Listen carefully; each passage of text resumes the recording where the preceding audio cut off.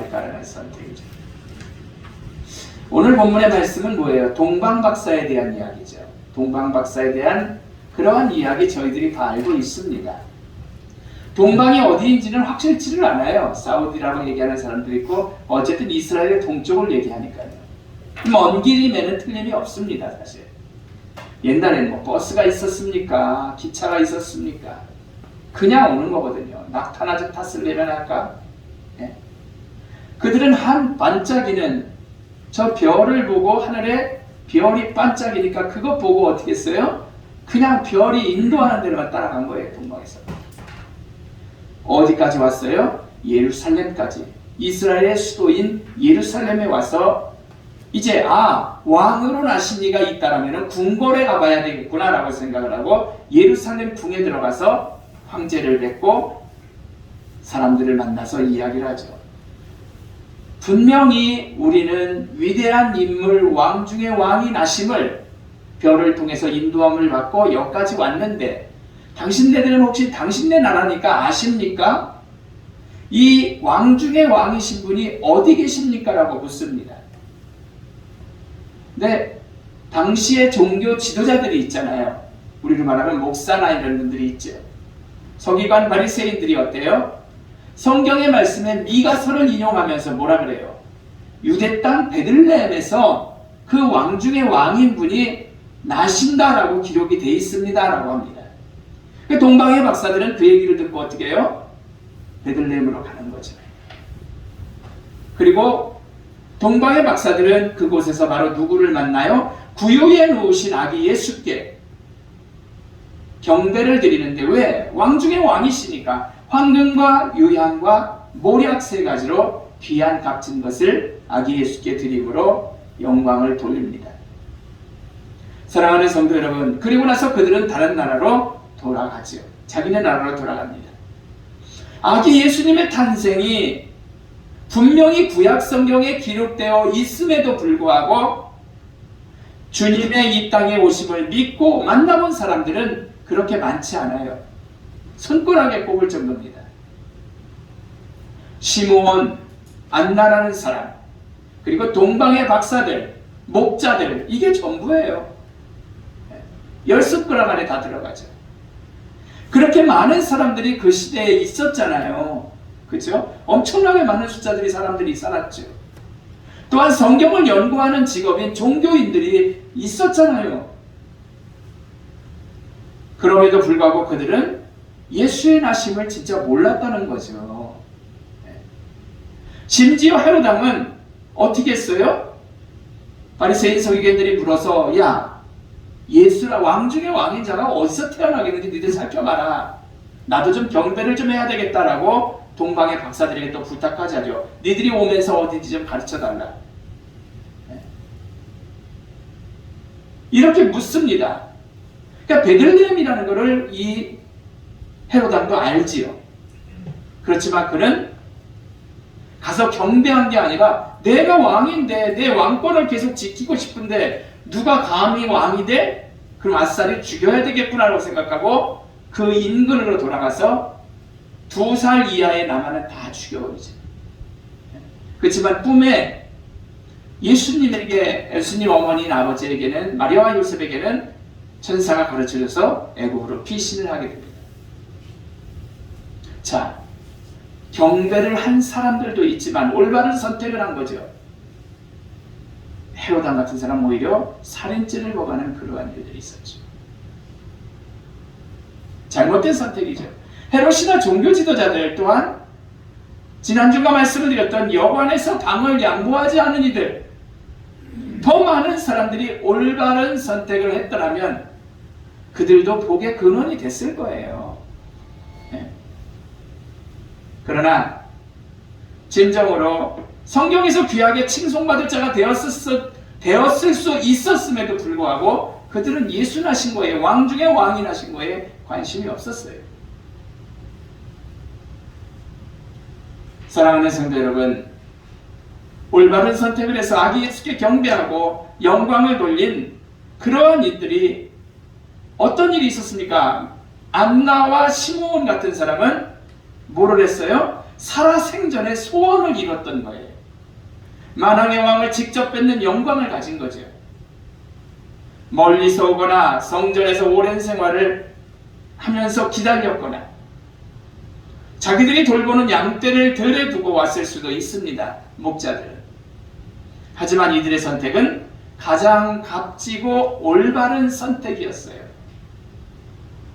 하지만 헤로당, 바리새인 서기관들, 그리고 방 하나 양보하지 않았던 그 수많은 사람들, 예수님의 구유에 누이게 한 그러한 사람들, 올바른 선택에서 벗어난 거죠. 심지어 헤롯은 성경 말씀을 듣고 자기가 계속 왕권을 유지하려고 말씀을 드렸지만 예수가 어디서 난지를 묻고 그 인근 주위에 2살 이하는 다 죽이는 그러한 처절한 역사가 있었죠. 하나님께 정말 축복을 받을 수 있는 기회를 그들은 그릇된 선택으로 놓쳐버렸던 거예요. 이제 앞으로 우리나라도 한 70일 남았나요? 대권에 대한 대통령을 뽑는 선거가 있습니다. 통수권자가 되는 거예요. 굉장합니다. 우리나라 대통령은요. 국회의원들과 그 바닥에 있는 사람들은 아주 줄서기에 바쁘죠 지금. 과연 누가 대통령이 될지, 그리고 본인은 바른 선택을 해서 한 자리 하고 싶은 마음, 줄서기, 이게 전부거든요 그들에게. 제가 친한 의원도 부평구에 있었는데 아주 법조인으로 대단하죠. 부인은 대법관이고 이 사람은 이제 국회의원하고 했었는데 부평구가 지역구였습니다. 2번 국회의원을 했지요. 하지만 그가 안철수를 만나고 안철수 비서실장을 하고 있을 때 민주당을 탈퇴하고 안철수를 따라갔거든요. 국민의당인가요? 나름 자기들은 자기 생각에는 안철수에게 발을 대면 좀 더 큰 일을 할 수 있었었죠. 그러나 완전히 그릇된 판단해가지고 그냥 자기 상대도 안 되는 사람들에게 지역구를 뺏겨버리고 지금 서울인가에서 지난번 나왔는데도 떨어졌어요. 사랑하는 성도 여러분, 우리도 기도하는 가운데 하나님을 두려워해야 할 줄로 믿습니다. 나라를 위해서 일제 통치 기간에 목숨을 바쳐 싸운 애국자들처럼 치리할 정치인이 정말 대통령이 되도록 여러분들 기도하시기를 축원합니다. 제대로 뽑혀야 돼요. 그래야 우리가 잘 살게 되고 다음 세대에 우리 여러분들이 사랑하는 손녀들, 손자 손녀들, 그리고 자식들에게 좋은 국가를 물려줄 수가 있는 거거든요. 이 선거 역시 올바른 선택이 돼야 돼요. 정말 중요하죠. 여러분, 요셉과 같은 사람을 보면은 올바른 선택을 했던 사람이죠. 형제들에 의해서 죽을 뻔하다가 남의 나라 종으로 팔려가죠. 누명을 쓰죠. 감옥에 갇히죠. 배신당하죠. 그럼에도 불구하고 약삭빠르게 손바닥 뒤집듯이 자기의 결정을 하지 않고 어떻게 해요? 하나님만 바라봤다는 사실이죠. 그러니까 그는 어떻게 됐어요? 올바른 선택을 했으니까 하나님이 높이 세워주시고 어떻게 됐어요? 애굽의 총리가 되게 해주시잖아요. 그냥 직분만 높이 올라간 게 아니라 수많은 사람들을 먹여 살리는 사람이 되죠. 사랑하는 성도 여러분, 힘들지라도 요셉은 올바른 선택을 했죠. 하나님은 올바른 선택을 한 사람들에게 놀라운 축복으로 함께 하시는 줄로 믿습니다. 이 세상에 수많은 종교들이 있어요. 종교 많죠.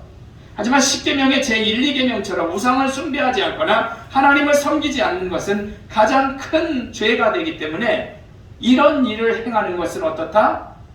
가장 잘못된 선택을 하게 되는 거예요. 예수는 만왕의 왕이십니다. 창조주이십니다. 우리를 천국으로 인도할 유일한 길이 바로 예수 그리스도예요. 때문에 그분만 선택하고 그분에게 줄 서면 모든 것이 다 해결될 줄로 믿습니다. 여러분, 삼손이라는 사사도 있어요.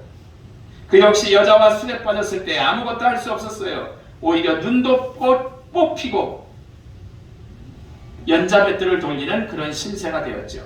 그러나 그가 다시금 회개하고 하나님께 방향을 바꾸니까, 올바른 선택을 하니까 그는 블레셋을 물리치는 놀라운 큰 일을 수행하잖아요. 사도 바울은 안 그래요? 자기의 가는 길이 예수를 핍박하는 길임을, 그게 바른 길이다, 예수쟁이들 차워 죽이고 오게 가두는 게 내가 가진 사명이고 진짜 중요한 일이다. 바울은 그런 거예요. 사울이었지, 그 당시 이름은요. 그걸 갖다 자기 아주 진짜 잘하는 일로 착각을 하고 있었던 거죠. 그렇지만 그는 부활하신 예수를 만나서 예수가 전부임을 깨닫고 바른 선택을 한 거죠. 그는 목이 잘리는 처형을 받고 죽었지만 하늘에서는 그의 업적이 해같이 빛나는 거죠. 이 세상에 불변인 것은 없어요. 그렇죠? 다 변해요. 그러나 심지어 어느 정도 코로나까지 변해가지고 아주 난리가 아니잖아요. 그죠? 너무 힘들게. 하지만 하나님의 말씀이, 성경은 불변인 줄로 믿으시기를 축원합니다. 수천 년이 지났음에도 불구하고 살아있고 생명력이 있는 말씀이 이 성경이라는 얘기죠. 성경 말씀은 참된 오아시스이에요. 오아시스죠. 옳은 길은 진리거든요. 우리는 예수 그리스도에 나실 때 진리와 비진리의 사람을 봤죠. 진정으로 진리에 서야 할 분명함을 여러분들이 깨달으시기를 바랍니다. 미국 동부에 아주 혹심한 눈보라가 들이치고 있었어요. 동부는 눈 진짜 많이 옵니다. 최인숙 권사님 친구분도 미국에서 사는데 집을 덮을 정도로 와요. 얼마나 많이 눈이 오는지. 그 명문대에 있는데 그쪽도 그래요. 근데 이제 그렇게 눈이 많이 오는데 기차가 제속력으로 눈이기 때문에 눈이 너무나 많이 오니까 달리질 못했던 거예요. 철길을 따라 달리는데도 조심스럽게 움직이는 거죠. 승객 중에 갓난아이를 안고 있는 한 여인이 있었습니다. 그녀는 자기가 내릴 역을 지나치지 않으려고 잔뜩 신경을 쓴 거예요. 나 내려야지. 아니, 우리로 말하면은 용산역에서 꼭 내려야지, 이렇게 생각을 하고 있었던 거죠. 그때 한 신사가 여인에게 말했습니다. 걱정하지 마세요. 나 이쪽 잘 아니까 내가 내릴 역을 가르쳐 드리지요, 라고 얘기를 한 거예요. 기차는 눈보라를 뚫고 서서히 달렸습니다. 기차가 어느 역에 멈춰서자 신사가 여인에게 말을 했어요. 이곳에서 내리십시오. 여인은 신사에게 몇 번이고 고맙다는 인사를 했습니다. 그리고 갓난아이를 안고 기차에서 내렸어요. 그런데 다음 정거장에 도착하는 순간 신사는 머리를 움켜쥐면서 울부짖었어요. 왜? 여인이 내려야 할 곳은 바로 여기인데, 이곳인데, 그만 신사는 진정으로 잘못된 길을, 이 멈출 줄도 모르고 여인에게 잘못된 길을 가르쳐 준 것인 거예요. 이튿날 여인이 내린 철길 옆에는 아기를 아는 여인의 모습이 눈덩이가 붙어서 눈덩이처럼 돼 있고 죽은 거죠. 철길에서 아기를 아는 채 얼어 죽었습니다. 사람에게 길을 잘못 알려주는 것이 얼마나 무섭고 비극적인가를 단편적으로 알려주는 내용이죠. 세상에는 이렇게 잘못된 길을 가르쳐주는 이단과 거짓들도 많이 있습니다. 말씀만이 참된 진리를 가르쳐주는 복음임을 여러분들이 깨달으시기를 축원합니다. 결론적으로 말씀을 마칩니다. 예수 그리스도의 만왕의 왕이시지만 하늘 영광을 버리시고 이 땅에 오신 분이에요. 그 오심을 알고 큰 수고가 따르더라도 예수님을 경배하고 축복하는 이들이 있습니다. 이들은 바른 선택을 한 거죠. 하지만 수많은 당시의 사람들과 심지어 헤롯 왕은 수많은 아기들을 살해하는 살인자가 됐죠. 이들은 진리를 알지 못했던 거죠. 바라긴 우리 산돌의 성도님들은 늘 깨어서 세상의 바른 길인 예수님 그리고 성경의 가르침을 따르는 가운데 성경의 위인들처럼 축복받으시기를 주의 이름으로 축원합니다. 기도하겠습니다. 하나님 감사합니다.